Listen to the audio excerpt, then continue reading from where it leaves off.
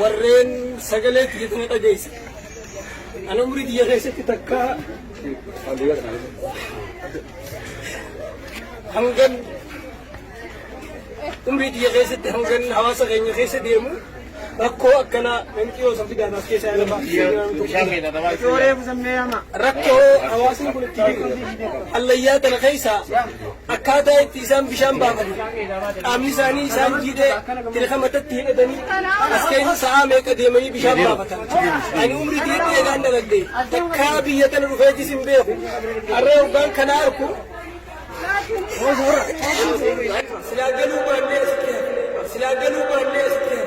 hawaasa keenya keessa akkana rakkoo tana keessa jiru nuti magaalaa makiinaa babbareedduu yaade yaa hawaasa keenya akkamitti nuti eela tokko asitti uummata kanaaf qonnee baasuu dadhabne osoo lubbuun jirru osoo maallaqa qabnu osoo magaalaa jirru daa'imni tun akkamitti allayyaa tana keessa sa'aa meeqa deemtee sa'aatii meeqa deemtee akkana jiitee akkana kana baadhattee sa'aa takkachi keessaa deemtee jilbaan deemaa as keessaa bishaan baaftee wallaahi bakkatti deemurraa if wallaallee jechaani waan akka wanni godhuu dandeenyu jiru yoo rakkoo uummata keessanii kana hiikuu dadhabdan yoo rakkoo uummata keessanii kana furuu dadhabdan firraa yoo dhumtanii dhabamtan irra wayyaa bishaan kadhatee namni namaa baasu addunyaa kanarratti Afrikaa guutuu keessatti Awurooppaarraa Eeshiyaarraa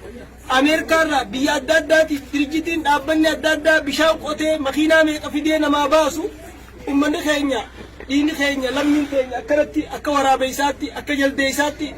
goda kana keessa deemte akkanatti huccuun irra jiite akkanatti huccuun isaanii bishaan taate huccuun isaanii akkana bishaan taate as keessa deemanii akkana jiraata osoo nuti magaalaa keessa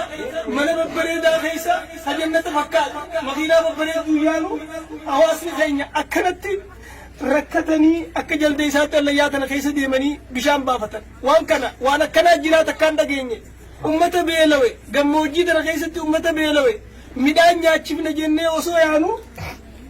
waan kana nama akka bineensaatti biidoo duudarra baafatee daa'imni qaqqabachaa akka jaldeessaatti kotteedhaan eela kana keessaa za'aa meeqa deemtee tirika matatti hidhattee baaftu ijateenyaan agarree garaan keenya nu dadhabee biraa deemuu wallaalle mee namni hundi warri wajjin dhufneen ustaaz Raayyaa Faajii ustaaz Sufiyaan Faajii nama hedduu makiinaa wal bira dabarre malee mee namuutu waan agartan eela kanaasin gallaala hanqa gubbaa kana malee nifu namni as keessa galu bineensa jettammoo nama jettan akkamin namni kana harkaa jiru bareetti namni jiraata ummata kanaaf yoo bishaan hin baafne wanni nuti addunyaa kanarra jiraannuuf maali wallaahi waan hin dubbadhullee hin beeku mee warri na wajjin harkitanis waan kana dubbadhaa daa'ima kana akkatti mee as harkaa akkanatti bishaan isiin mee argaa akkanatti argaame akka kana baadhattee as keessa akka jaldeessaatti daa'imni silaa arra baratu tahee garee biyya tanaa boru taatu namni as keessa miciyyoon tun amma sa'aa sagalis seeneeti biidoo tokkichaa kana sa'aa 11tti waraabee as keessaa bahee jedha dhugaa bineensilleen jiraachuu hin jiru jaan hoggaa gaafannu asuma keessa namni akka bineensaatti rakkoo tana keessa deemee akkana jiraachuun jiruun kana achi maaltu jira nuti waan hin jedhu beeku mee obboleeyyan kiyya waan kana argan isin wajjin haa dubbatanii namni kun walaan ammallee kabiraa ifaa ibsatee keessa akka bineensaa akka ol deemu jiru haa danqabu. Baga Rabbiin bakka tana isin garsiise mataa kiyyarraa eegalee waan feete hijiba osoo hin taane akkuma abbummaa fedhe na harkutti akkuma bulchaan keenya na harkutti na murteessaadhaati. waan hin qabu hafuudha wallahi billahi rabbiin haa dhabamsiisu waan hin qabu hafuudha wallahi billahi rabbiin haa dhabamsiisu na wajjin bakka tana bishaan haafaafnuuf uummata kanaa yaa obboleeyyan kiyya. Wallahi summiidhatti haa godhu waan feetan na murteessa niin qaba.